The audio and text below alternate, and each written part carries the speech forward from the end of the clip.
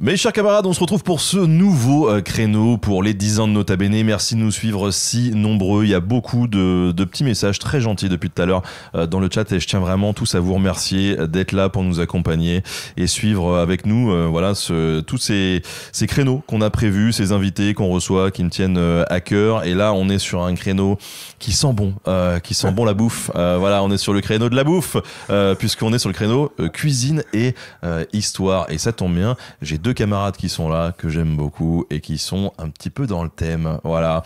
Donc on a tout d'abord Thibaut. Bonjour Thibaut. Salut Ben. Alias Gastronogeek sur les réseaux sociaux. Merci beaucoup, ça fait plaisir. Et Fabien Muller, bonjour. Salut Ben. Salut Thibaut. Salut. Voilà. Le micro. Le micro. Voilà. Pas l'habitude. Fabien qui... alors, je t'ai invité sur le truc en disant est-ce que t'aimerais passer, qu'on parle bouffe, tout ça. Tu m'as dit oui, on peut parler bouffe, mais si tu veux, je peux faire la bouffe. Et donc, Fabien qui fait la bouffe pour tout le monde. On a près d'une quarantaine de personnes ici, et il est là depuis 8h ce matin à préparer avec Yanis et Claire qui t'aident la bouffe pour tout le monde, pour les 40 personnes, pour le midi et le soir. Et c'est trop bon. Voilà. C'est pour ça que ça sent bon. Ouais, mais on essaie. Ah, on a des bonnes effluves partout là, c'est chouette, c'est confort. Ce que Ben vous dit pas, c'est que ça fait quand même depuis ce matin que je suis enchaîné au radiateur, que j'ai pas le droit de quitter la cuisine. Là, je viens d'être libéré juste pour le passage. C'est vrai aussi, j'ai vu le moment où Kali t'a rendu tes vêtements. C'était humain, c'était beau. Voilà. On y retourne après. Mais 40 personnes, ça a l'air de rien, mais gros événement. Hein, ouais, c'est les choses en grand. Ouais, c'est vraiment classe.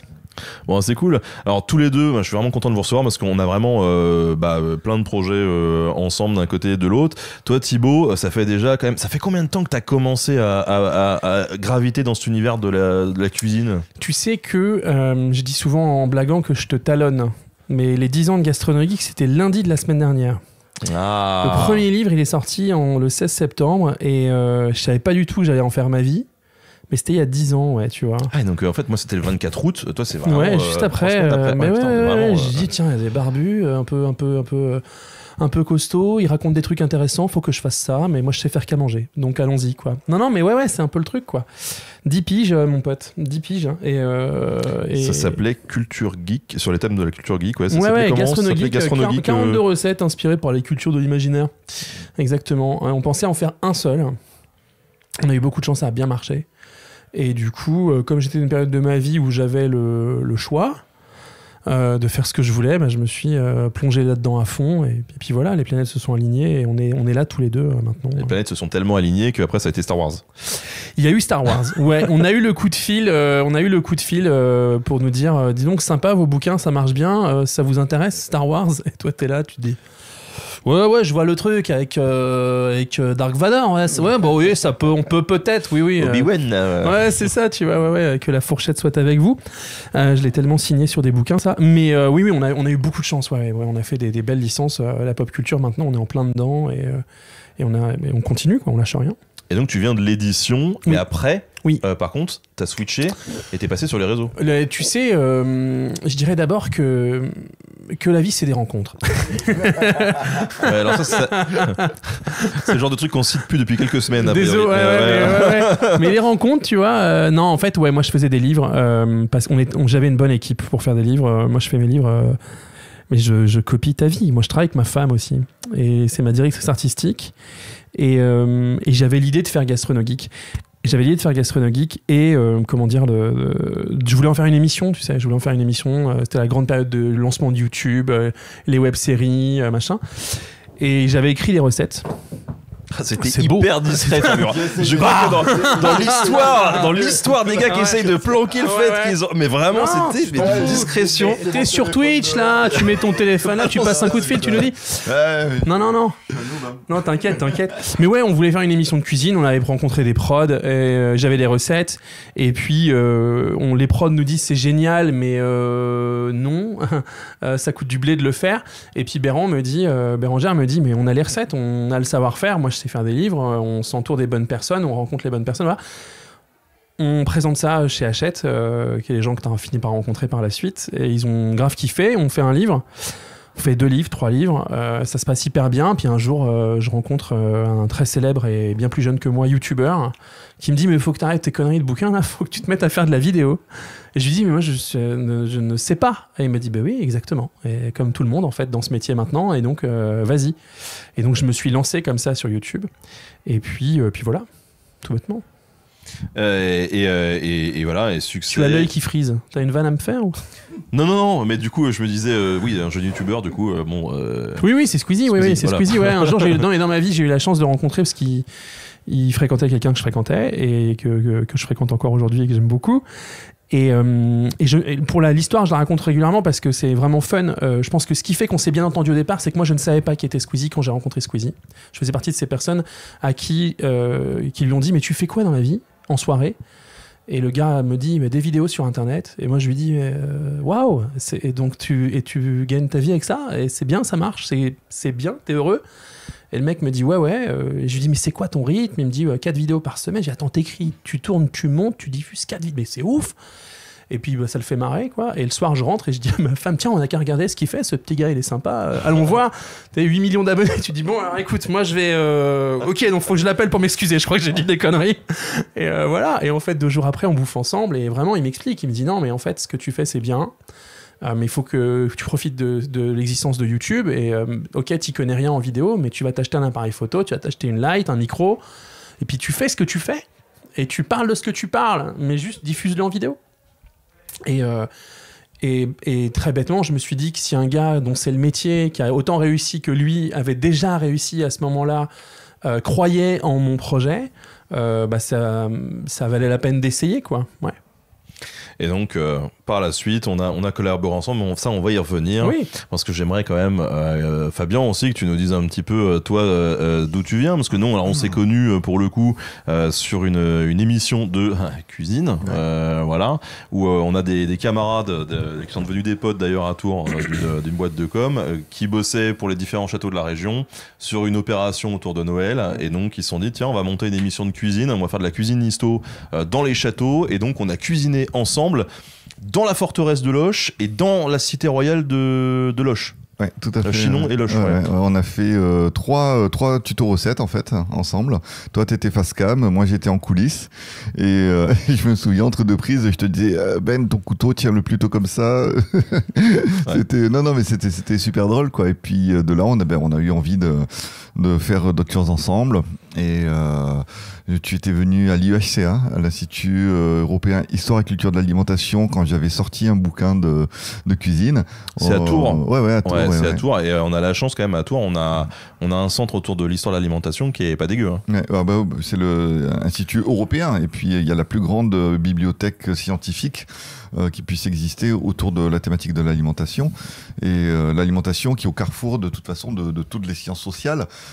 Ça touche à l'histoire naturellement, mais aussi à l'archéologie, à la zoologie, l'ethnologie, la sociologie, même le droit alimentaire. Enfin, puis le corpus que l'on doit réunir pour étudier l'histoire de l'alimentation est énorme aussi, que ce soit de l'iconographie, que ce soit des textes juridiques, que ce soit des livres de recettes quand ça existe, des livres de contes. Enfin, il y a plein de choses à faire et c'est vrai que voilà, on s'était retrouvés à l'IEHCA pour faire des fèves fraisées. Ouais, je crois que t'as l'extrait numéro 6 je crois Prosper sur le truc. Ouais.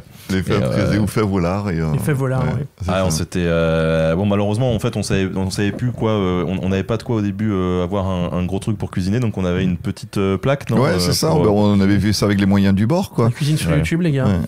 C'est ça. Ouais. Mais non mais c'était super sympa et puis voilà, moi contrairement à vous, j'ai toujours eu envie en fait de diffuser le savoir. Non, alors c'est bon le mien mais là ce qu'on voit ça c'était à Loches, ça. Ouais, ça c'était à Loches. Ça c'était à Loches, c'était la première émission où Fabien me coachait derrière la cam et je présentais tout seul. Et j'étais jeune. T'avais les cheveux longs. J'avais les cheveux longs encore. Ouais. J'avais même pas le crâne rasé et tout, donc c'était avant 2018 peut-être 2017, je sais pas. Ça fait. C'était vachement bien fait. Ça fait longtemps. Hein. Ouais. Ça fait longtemps qu'on se connaît, ouais. Ouais, je compte plus quoi. Au bout d'un moment, ça me vieillit. Mais pour dire que ça fait quand même longtemps qu'on se suit et que du coup c'est vrai que moi dans mon entourage quand je pense cuisine, je pense à tous les deux quoi. Et c'est vrai que cuisine et histoire, c'est les trucs qui se marient plutôt bien. Oui, bah c'est une histoire de passion, je pense. Oui, tout à fait. Et puis ça c'est un truc que l'humanité partage, le besoin de manger, si tu veux. Donc et les histoires se suivent. Moi j'avais eu envie de faire le livre avec toi en écoutant et en regardant une de tes vidéos un matin. Je me rappelle t'avoir envoyé un message en mode on peut s'appeler, peut-être une idée sur un truc et tout. Et c'était évident. C'était évident avant de... Moi j'ai bouclé, j'ai commencé par la pop culture avant de passer par la culture, tu vois. Mais tout ce que tu nous as proposé dans l'ouvrage comme séquence historique, même pour moi, enfin je suis très loin de ce que tu fais en termes de recherche. Je suis vraiment un noob sur ce terrain-là.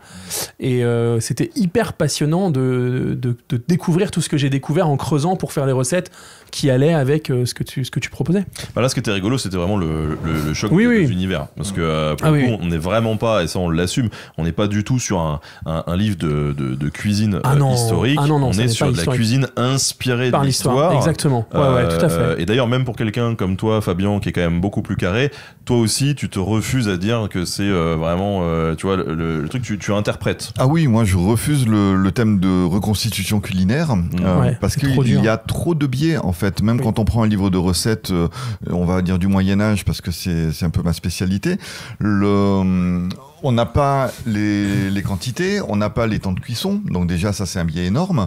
Ensuite, le goût intrinsèque des aliments, il a sûrement évolué, les aliments ayant évolué au fil des siècles, que ce soit de façon naturelle ou de façon anthropique, le goût a très certainement évolué. Quand on prend une vache du Moyen-Âge qui a la taille d'un poney, qui produit 5 litres par jour, et quand on voit des races laitières aujourd'hui qui en produisent 50, on imagine qu'il n'y a pas la même morphologie, il n'y a pas la même ossature, la même musculature, et donc des goûts différents. Rien que quand on prend une vache qui est nourrie à la farine de sa tata et de sa maman, et une vache de l'Aubrac qui a bouffé des jonquilles et des pissenlits toute sa vie, on a deux viandes complètement différentes. Donc, ces goûts des aliments, et puis je parle même pas de la physiologie du goût, cher Anselme Ria Savarin. Oui, de fait, totalement. Donc cette physiologie du goût, le goût est éminemment culturel. Et les cultures des siècles passés ne sont pas les mêmes que les cultures d'aujourd'hui. On n'a pas forcément la même recherche du goût. Donc, en fait, on interprète ces recettes, on les fait avec notre tour de main d'aujourd'hui. On essaie d'être au plus proche de la réalité. On essaie également d'avoir des ingrédients qui s'approchent de ceux que l'on avait à l'époque, mais qui de toute façon ne sont pas les mêmes. À partir de là, quand on cuisine vraiment, qu'on a retrouvé de façon empirique ou qu'on a travaillé le tour de main aussi pour cuisiner ces recettes, ce qui est intéressant, c'est non pas se dire tiens, ce que je mange, c'est ce que l'on avait au Moyen-Âge. Là, pas du tout, mais se dire tiens, il y a quand même une approche différente par rapport à aujourd'hui, avec les mêmes ingrédients, et quand on cuisine des recettes différentes, d'étudier les différences de goût, les différences de texture qui peuvent... Et donc, essayer de comprendre les mentalités culinaires d'autrefois. Mais à chaque fois, on est dans une recherche qui est quelque part vouée à un certain échec à cause des biais qu'il y a. Et moi j'aime bien les scientifiques sur ces questions-là. Hier j'étais chez Arte sur une super émission et moi j'ai très clairement expliqué que j'étais pas un spécialiste. On m'a dit qu'à Pompéi sur une fresque on avait spoté une pizza, mais que ça avait créé justement exactement ce sentiment-là de c'est pas une pizza, c'est peut-être une focaccia. Et puis en fait, parce que le levain, la pâte, ça marchait pas pareil, machin. Et en fait, moi j'étais briefé par des gars pour faire des pizzas. Et on était en direct à Pompéi avec des Italiens de là-bas qui disent arrêtez de lui faire des pizzas, c'est pas une pizza du tout, quoi. Et je reproduisais vraiment un brief de certains scientifiques. Vraiment, on m'avait fourni les ingrédients, j'essayais de monter le truc. Au final, c'était très bon. Et sur le plateau, il y avait vraiment une dichotomie entre ceux qui disaient ok, c'est bon, mais c'est pas ce qui est sur ce mur, tu vois. Et en fait, quand tu leur dis mais mes yeux voient quelque chose, eux te disent oui, mais on ne peut pas en être sûr, donc on ne pourra jamais ni donner un avis, ni donner une opinion, ni donner, on ne peut qu'extrapoler, quoi. Et j'aime bien parce que ça polarise vraiment tout de suite vraiment les gens. Dans le chat, on nous demande, on fait mais est-ce que ça existe de l'archéologie culinaire ? Fabien. Ah oui, Rapproche le micro par contre. Quand oui, pardon. Oui, complètement. Là, je vois notamment avec les étudiants en master alimentation et en archéologie à l'université de Tours, on travaille des recettes proto-historiques. C'est-à-dire que là, on n'a pas de recettes. Les Gaulois n'ont pas écrit. On a des écrits sur ce qu'ils mangeaient, mais on n'a pas vraiment de recettes gauloises. Et donc du coup, là, on se prend un peu pour des agents du NCIS. Hein. On va analyser les caramels alimentaires, c'est-à-dire les résidus qu'il y a sur les tessons que l'on va trouver en fouille archéologique. On va faire des analyses avec un spectromètre de masse, en chromatographie en phase gazeuse. Je vois que... Mais c'est énorme, c'est énorme. On a tout compris. Mais c'est la meilleure manière de savoir ce qu'il y a dans n'importe quoi. On fait de l'analyse, en fait, de l'analyse moléculaire, de l'analyse chimique, de l'analyse d'ADN également. On est capable également, grâce à ces analyses, de savoir si une viande elle a été bouillie, si elle a été frite, si elle a été... Donc, on a des renseignements qui sont assez énormes et on essaie de reproduire les recettes à partir des marqueurs que l'on a. On a de l'acide tartrique. Est-ce qu'on va utiliser du vin ou du vinaigre? On a des ferments lactiques. Est-ce qu'on va utiliser du fromage frais ou est-ce qu'on va utiliser du lait? On a des graminées. Est-ce qu'on va, quel type de céréales on va utiliser? On a des ombellifères qu'on appelle apiacées aujourd'hui. Est-ce qu'on va utiliser du cumin ou de la coriandre ou de l'aneth? Donc voilà, c'est ces questions que l'on se pose. Donc on fait des choix, on cuisine pour l'artefact, on est capable de faire des reconstitutions archéologiques extrêmement précises. Donc c'est-à-dire on peut reconstituer des pots comme avant, avec la même terre, la même granulométrie, le même type de cuisson. Et donc, on fait reproduire par des archéocéramistes des pots. C'est énorme. Oui, mais c'est génial. Ouais. On cuisine ces recettes, on les goûte, on essaie d'analyser toutes les qualités organoleptiques, c'est-à-dire pas uniquement c'est bon ou c'est pas bon, mais vraiment tout ce que ça peut évoquer en termes de goût, mais aussi comment ça réagit tes sens, quoi. D'odeur, les sens, et puis la texture, la saposité, le gras, enfin voilà, on essaie d'avoir un panel suffisamment large, au moins 40 à 50 personnes qui vont goûter, pour avoir vraiment quelque chose d'assez exhaustif au niveau de ses qualités organoleptiques. Et après, le pot, il repart en analyse, et on voit si on retrouve les mêmes marqueurs. Et on communique bientôt avec mes collègues de Marie-Pierre Aurard qui est archéozoologue, puis aussi d'autres de l'INRAP, Francesca, enfin bref. On communique bientôt sur un colloque à Barcelone sur ces travaux-là, parce qu'on est les seuls au monde à le faire et à obtenir des résultats concrets sur cette cuisine à partir de l'archéologie. Voilà. C'est énorme. Ah, mais les cours en plus trop bien, moi j'ai assisté à un de ces cours. Tu commences le cours et il fait bon les gars, qui m'aide à allumer le feu, quoi, tu vois, vraiment, ça commence comme ça et ils sont là déjà ils font partir le feu, ensuite ils commencent à bosser, quoi, tu vois, vraiment c'est trop bien ce genre de cours. Non mais et puis c'est une approche pour les étudiants qui est assez exceptionnelle, et puis c'est vrai qu'on passe un moment tous ensemble à cœur, mais il faut bien imaginer que c'est pas du barbecue, l'archéologie expérimentale, c'est pas quand je vois des personnes, alors je suis désolé, je vais peut-être un peu méchant, mais des personnes qui font de la reconstitution historique on y arrive, fallait que tu tacles. Mais non, mais je tacle pas parce que il y en a qui font des très belles choses, et puis tu vois, le week-end prochain, je préside un jury de cuisine médiévale pour des reconstituteurs dans le sud de la France. Donc moi, c'est un milieu que j'adore, mais quand il y en a qui se la pètent un peu en disant qu'ils font de l'archéo expérimental, ben non mon gars, tu fais du barbecue là, tu vois, ou ma grand-mère est cuisinée déjà dans des pots en terre, donc faut pas imaginer qu'on a tout réinventer. Donc, je pense qu'il faut garder énormément d'humilité par rapport à ce que l'on fait. Et quand on fait de la reconstitution historique, c'est super de cuisiner, de faire des recettes également d'autrefois, dans le cadre de son week-end festif, avec sa compagnie, avec sa troupe, etc. Il faut garder la distance avec... de la distance, et puis aussi... on réinterprète, on est loin, quoi. Souvent, on se dit avec Ben, l'histoire, même si on parle du Moyen-Âge, il est social, géographique et temporel. Donc, voilà, quand on est une troupe en campagne, quand on reconstitue l'histoire d'une compagnie en campagne, et qu'on fait de la cuisine aristocratique pour des soldats, il y a peut-être un biais là. Il y a peut-être effectivement un biais. Mais Moi, je salue quand même la démarche de ces personnes-là qui vont jusqu'au bout de leur immersion historique et qui n'hésitent pas.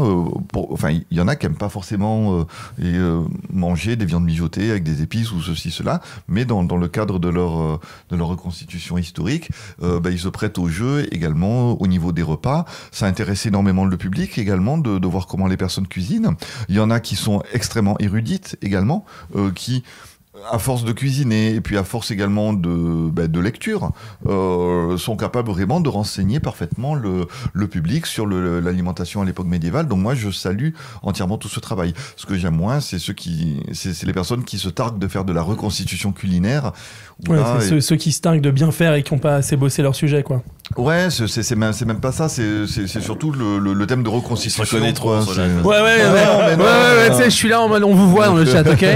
D'accord, donc vous sortez vos pots, les mecs, et vous me faites mijoter du bœuf ou du cerf, on y va. Ça fait du mal, Astérix, pour la vision du grand public de comment manger les Gaulois. On me pose beaucoup la question quand j'ai fait le bouquin Astérix.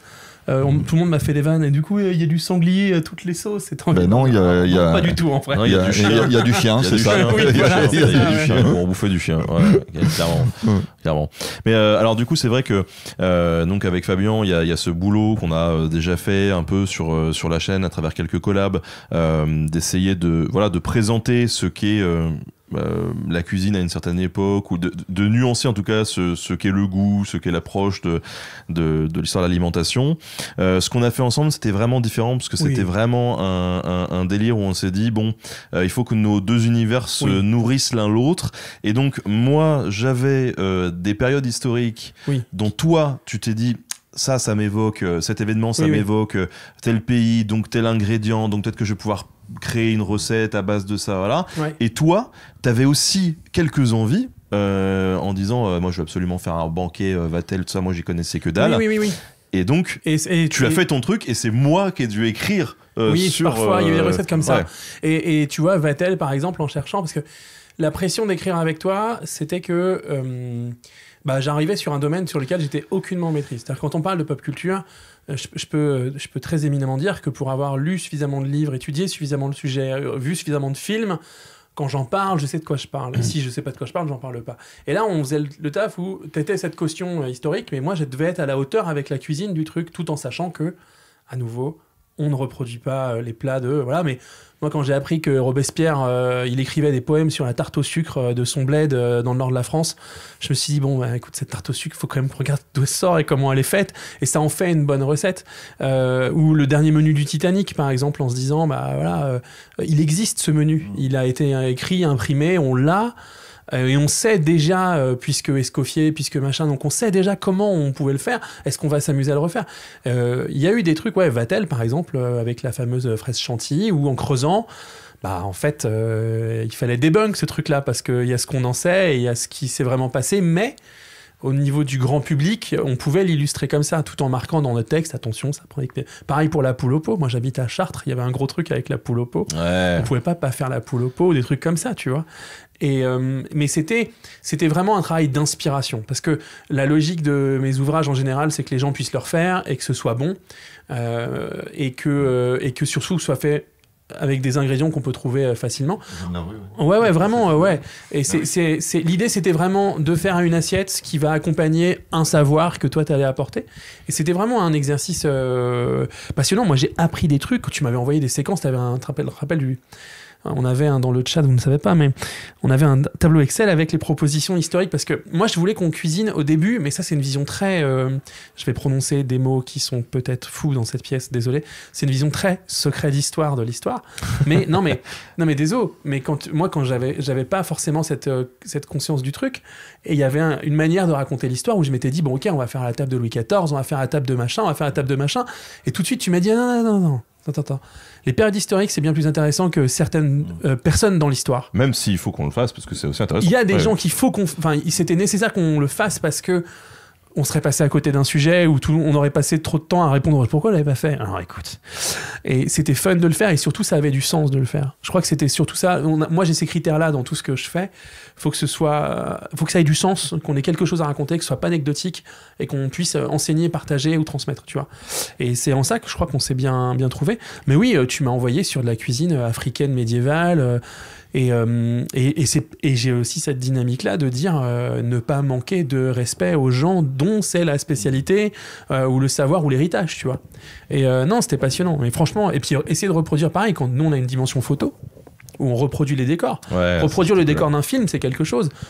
Imaginer dans le réel le décor d'un manga ou d'un animé, c'est quelque chose. Quand tu commences à jouer avec l'histoire, il y a des gars comme lui qui regardent le livre. Tu vois ? Et lui fait, excuse-moi, t'as vu ce verre ? Impossible à cette époque. Tu vois ? Et en fait, c'est des questions qu'on s'est posées systématiquement. Je crois que la styliste, tout le monde est en stress. Je crois qu'on t'a envoyé des photos vaisselle, des briefs vaisselle en mode ça va ou pas ? Et moi, vu que j'y connais rien à ça. Oui, t'as dit ça va passer. Moi, j'ai esquivé. C'est-à-dire que j'ai appelé le copain Icarus, histoire appliquée. Oui. Et je lui ai dit, écoute. Thibaut, il va t'appeler. C'est quoi ? Thibaut, il va t'appeler. Et même qu'il a été sympa. Il nous a prêté du matos. Alors, est-ce que tu veux la fin de cette histoire que tu ne connais peut-être pas? Parce que j'ai vu Thibaut hier, moi. J'étais en émission avec lui hier.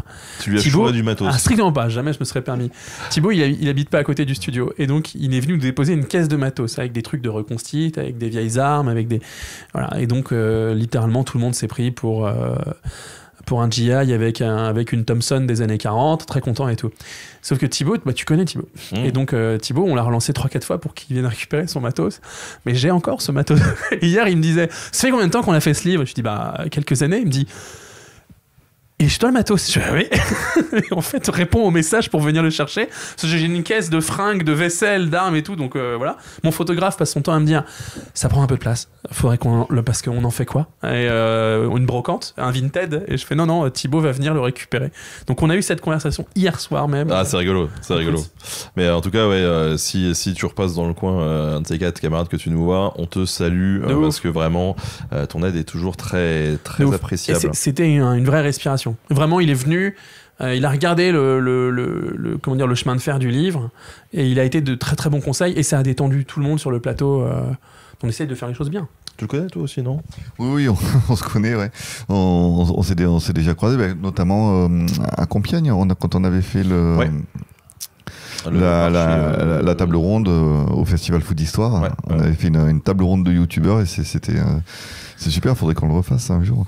Par rapport à ce que tu disais tout à l'heure, tu vois, les personnes comme moi qui pourraient bondir en voyant le bouquin, en tout cas en ce qui me concerne... Fais gaffe, il va te taper. Ouais, mais lui il a ses couteaux, moi j'ai pas j'ai tapé personne, je viens de devoir mettre de la distance, ça c'est pas ça. Non, mais à vous deux, vous faites 6 mètres cubes.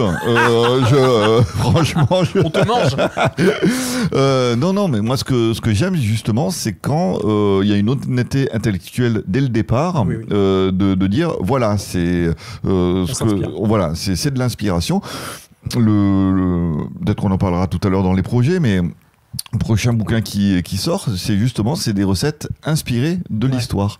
Et je trouve que c'est bien parce que on s'en inspire. Qu'est-ce que l'histoire nous évoque?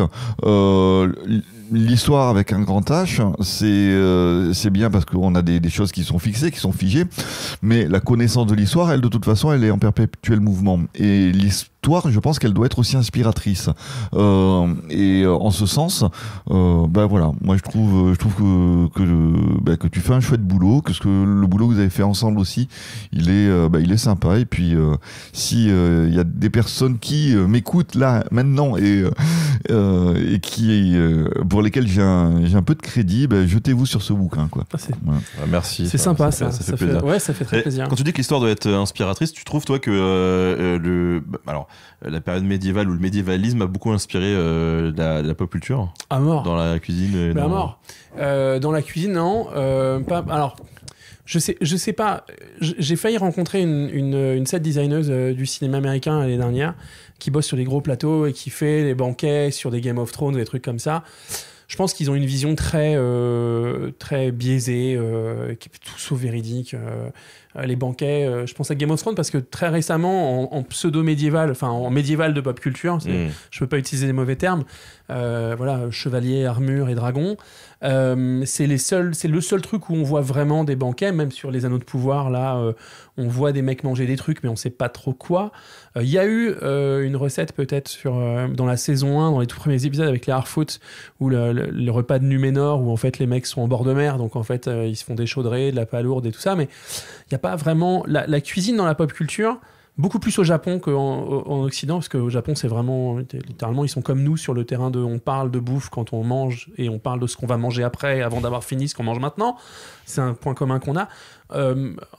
La pop culture occidentale, c'est beaucoup moins ça. Tu vois, par exemple, quand j'ai fait le livre Star Wars, je te jure que trouver de la bouffe dans Star Wars, c'était une gageure. Ouais, c'était compliqué. Ouais.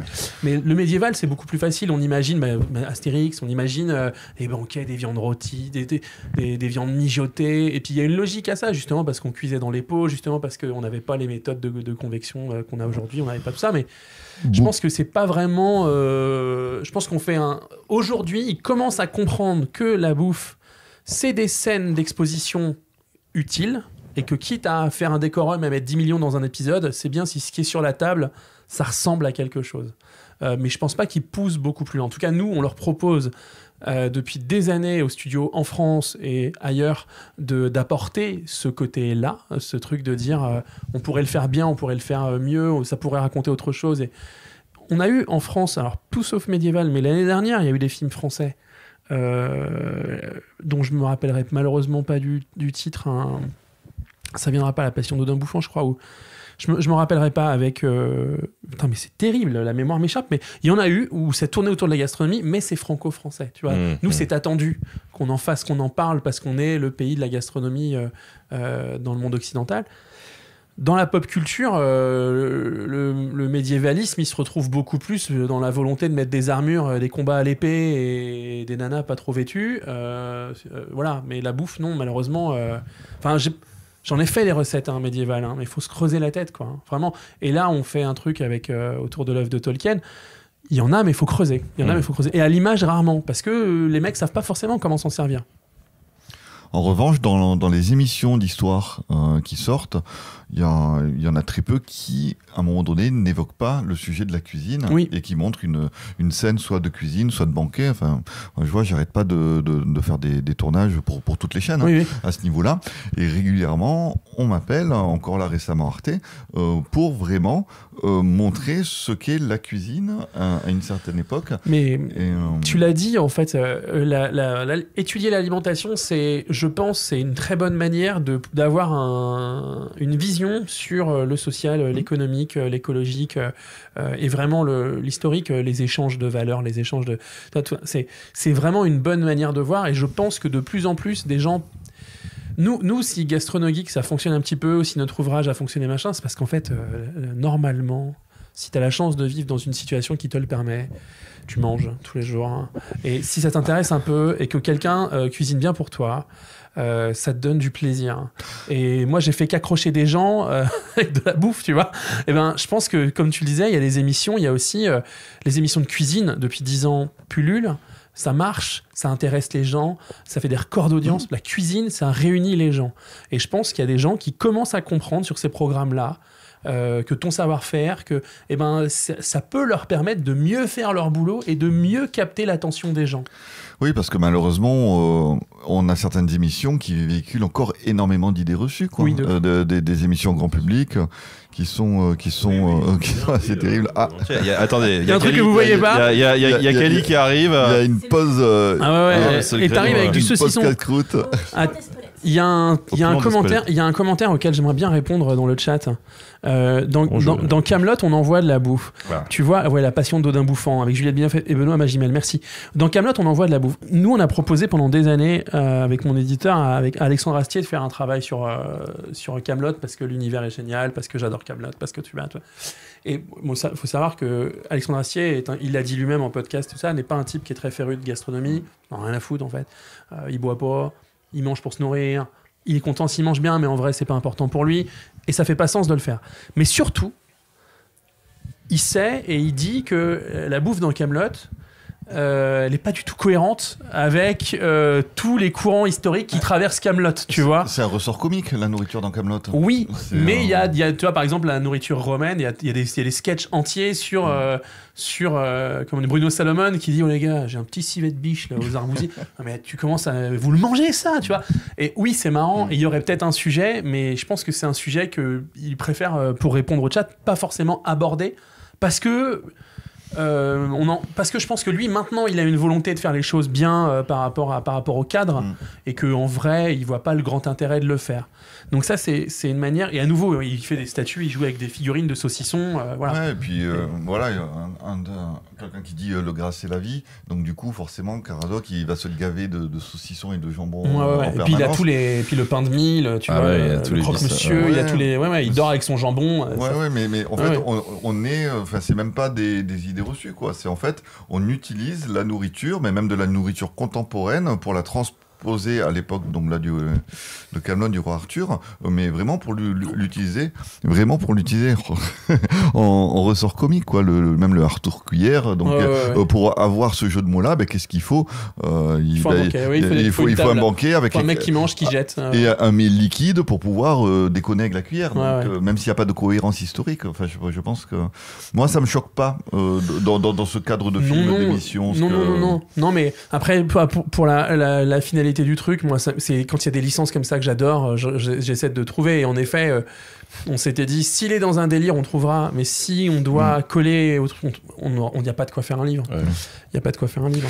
Est-ce que ça vous tente pas, il nous reste 5 minutes peut-être, qu'on découvre un truc ensemble qu'on a fait avec Fabien, qui est en cours de production et qui vous attend l'année prochaine. Alors là, tous ceux qui nous suivent, que ce soit sur Twitch ou sur YouTube, la grande surprise. Voilà, c'est le moment de regarder l'écran. Si vous nous écoutiez juste à ce moment-là, regardez bien l'écran parce que va venir quelque chose. Et puis, on a 5 minutes pour le commenter parce que ça vous attend en 2025. Prosper, est-ce que tu peux lancer, s'il te plaît, le teaser cuisine? C'est du teasing, hein. Et si en 2025, vous appreniez à Nota cuisiner? Avec le chef Fabien Müller qu'on ne présente plus, on vous a préparé tout un programme. Bonjour à tous. Un épisode par mois sur la chaîne Nota Bene, 10 recettes simples qu'on a mijotées directement dans ma cuisine. Parce que la cuisine, c'est le personnage principal. Pas besoin d'équipements spéciaux ni de grandes connaissances, vous pouvez les reproduire chez vous. Moi je me suis fait avoir en fait, parce que tu me dis, t'inquiète pas, vas-y, fais le pilon. Mais en fait c'est super physique. Vous allez découvrir les origines, les histoires, mais aussi les gestes et la technique de chacun de ces plats. Parce que promis, vous allez voyager. C'est mijoté, à la fois c'est frais, c'est incroyable. Mais c'est bon. Du porc mijoté de l'Antiquité au bitoc à la russe de l'époque contemporaine, en passant par les maths fins du Moyen-Âge et des ateureaux de bœuf dignes de Versailles, vous en aurez pour toutes les époques et pour tous les goûts. Je pense que c'est officiellement mes tournages préférés. Et en plus de cette série cuisine historique, la thématique de la bonne bouffe va peut-être déborder un peu sur nos réseaux en 2025. Épisodes thématiques, shorts et anecdotes, recettes et entretiens avec des experts, il y aura largement de quoi se souhaiter un bon appétit à tous.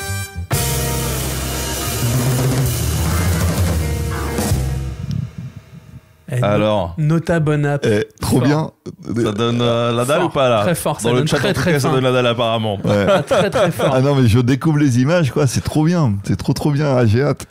Ouais, bon, je me suis dit, il faut qu'on fasse un truc, ça fait longtemps avec Fabien en fait, ça fait plusieurs années qu'on se dit, il faut qu'on fasse vraiment cette émission de cuisine, tout ça, mais c'est compliqué de trouver, on a essayé de trouver un sponsor, tout ça, on n'a pas réussi. J'ai dit, merde, on y va, voilà, on finance le truc et puis on verra si on y arrive. Et donc on s'est lancé, tout est dans la boîte, et puis là on va commencer du coup le montage et Inch'Allah ça devrait arriver du coup. Ah mais attends, je t'ai vu tenir un couteau là, c'est bon là. Ah mais moi oui je coupe très bien. Après j'ai découvert d'autres trucs tu vois. Je coupe très bien. Très bien. C'est la phrase avec laquelle je rentrerai chez moi ce soir. Je coupe très bien. Non mais je cuisine déjà moi. Tu sais que t'es le seul invité que j'ai eu en quelques années maintenant d'émission avec lequel on n'a pas sorti de plat à la fin de l'émission. Bah oui. Parce qu'on était trop contents de se voir, donc on a discuté. Et à un moment donné, j'ai regardé le chrono et je me suis dit là, Je le mets au four, je le mets dans une poêle, ça sortira pas. Pas le temps. Mais du coup, en tout cas, voilà, 2025, ça va être l'année de la bouffe sur Nota Bene. Il y a cette série qu'on va vous concocter avec Fabien sur l'histoire de l'alimentation en 10 épisodes, de l'Antiquité jusqu'à nos jours. Et en gros, dans chaque épisode, chaque recette en fait est un prétexte pour parler d'alimentation à une époque, de comment toi t'as fait pour retrouver ou interpréter une recette. Alors des fois c'est écrit noir sur blanc dans un livre, mais il n'y a pas du tout merci Apicius. Voilà, mais si tu entendais Ben parler latin, mais c'est un à un moment donné je vais parler c'est un régal pour les oreilles. Voilà. On aimerait qu'ils nous disent la messe. Le premier blogueur culinaire. Non mais voilà, et on reparle de cette fameuse des analyses chromatographiques en phase gazeuse, je sais plus exactement. Spectromètre de masse. Voilà. Mais on parle aussi des textes, on va parler d'alimentation à différentes époques. Voilà, on en profite pour aborder finalement plein de thématiques et tout ça dans la bonne humeur, c'est cool. On bouffe de tout. L'objectif, c'est aussi que vous, chez vous, vous puissiez reproduire ces recettes-là, donc vraiment en allant au Casino, Intermarché, Carrefour, ce que vous voulez, Leclerc du coin. Vous avez vos ingrédients, vous pouvez le faire chez vous aussi. C'est une cuisine qui est accessible et surtout, moi je tiens à le préciser, on a cuisiné des trucs que je n'aime pas. Moi j'aime pas ce qui vient de la mer, les crevettes, les machins, je n'aime pas. J'ai ce brief sur un mail. Voilà. Fabien, on a quand même fait, j'ai kiffé. Et ça c'est la force des bons, hein. Tu sais, ouais, non, mais j'ai kiffé. Et je vous le dis les amis, quand vous allez manger dans des restaurants un peu sympas, si vous allez dans un très bon restaurant ou un restaurant étoilé, essayez les trucs que vous aimez pas, parce que le métier de ces gars-là, c'est aussi de vous faire découvrir des saveurs que vous connaissez pas. Ça se joue, hein, ça se tente. Il faut rester curieux, en fait. Toujours. Il faut être curieux de tout. On cuisine toujours. Et le goût également, on parlait de physiologie du goût tout à l'heure, le goût évolue tout au long de sa vie. C'est pas parce qu'on n'aime pas quelque chose à un moment donné qu'on ne va pas l'aimer plus tard. Moi, quand j'étais gamin, je détestais les salsifis. Aujourd'hui, je me régale, quoi. Moi, c'est pareil. Je détestais les salsifis et aujourd'hui, je n'en mange toujours pas. Arrêtez avec cette racine du diable. Avec le nom de salsifis. Il y a quand même la limite, faut pas déconner. Non, mais je veux dire, on est ouvert, mais voilà. Mais tu mets n'importe quoi dans du beurre et c'est bon. Bon, en tout cas, les gars, merci de m'avoir accompagné sur ce créneau. Merci de nous avoir invités, franchement. Voilà, Fabien, de toute façon, on se retrouve très bientôt. Et puis voilà, les gens vont découvrir toutes ces recettes fantastiques. Thibaut, il y a ce bouquin. Et puis dans tous les cas, de toute façon, on continuera à faire des trucs ensemble. Je pense que maintenant que t'es formé par Fabien, faut qu'on visualise Cuisiner l'histoire 2. Hein. Oui, c'est voilà, faut qu'on en parle et qu'on se cale ça dans notre agenda tous les deux. Ça. J'espère en tout cas tous que ça vous a mis en appétit.